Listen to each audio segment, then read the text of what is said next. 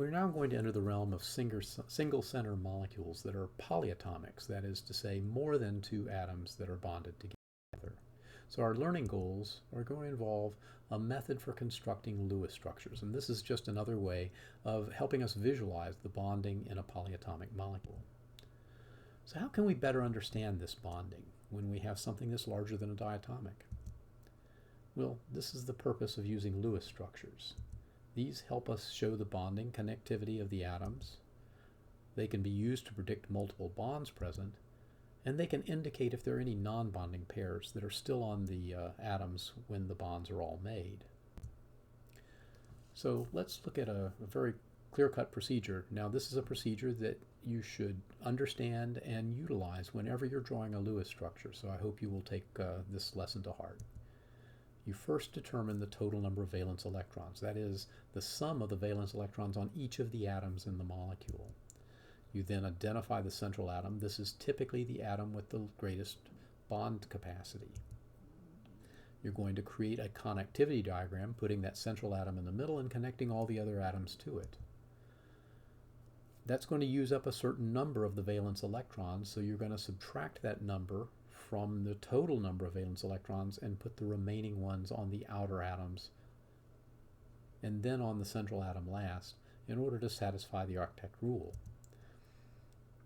If the octet rule is not satisfied for the central atom, then you're going to form multiple bonds to make it happen. So let's see how this works for an example. And this is a simple example, but you'll see some more complicated ones as well. Ammonia has 1 nitrogen and 3 hydrogens. Here are their Lewis dot symbols. We can see that the total valence electrons are 5 plus 1 plus 1 plus 1, or 8 in the total molecule. So we can identify the central atom. It should be pretty easy. Nitrogen has a bonding capacity of 3 and hydrogen only has 1, so it's going to be nitrogen. We can draw the bond connectivity then by putting nitrogen in the middle and connecting the 3 hydrogens, which is shown here.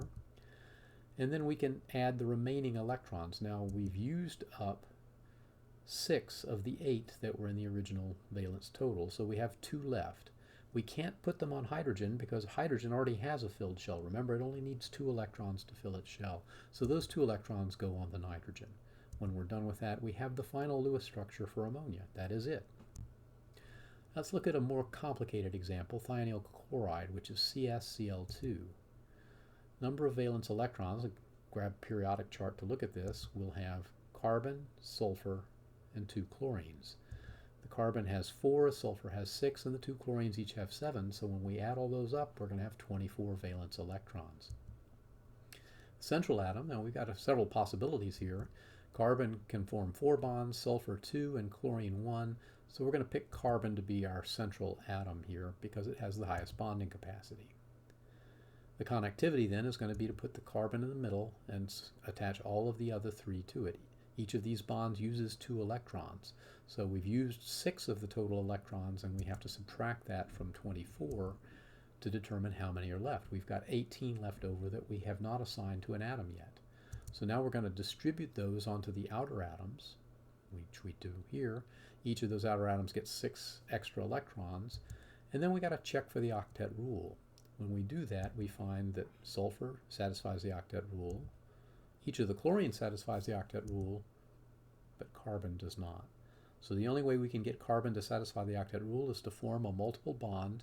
And there is a choice between doing this between chlorine and sulfur, but I'll note that chlorine has a bonding capacity of 1, and it already has 1 bond. Sulfur has a bonding capacity of 2, but it only has 1 bond, so we're going to take the electrons from sulfur.